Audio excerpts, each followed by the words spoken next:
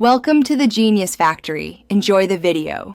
You'll start by assembling only what's needed, your 2 clips and a cloud overlay. Import both base clips into the timeline, then place the cloud overlay directly above the cut on the second track. Once done, trim the overlay to cover the exact transition length. Make sure clip endpoints meet at the transition point.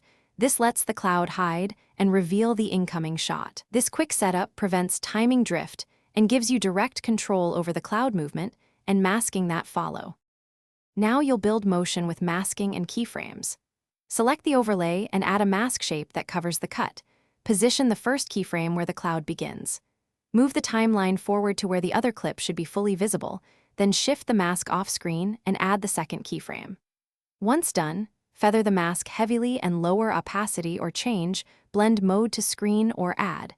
This softens edges and blends the cloud with both shots. Make sure speed and mask travel match the scene motion for realism. Finish by polishing timing and look. Ease the keyframes or add a small speed ramp so the cloud movement feels organic. Abrupt linear motion reads fake. Then color correct the cloud overlay, match exposure and tint so it doesn't pop. Once satisfied, render the region to preview playback.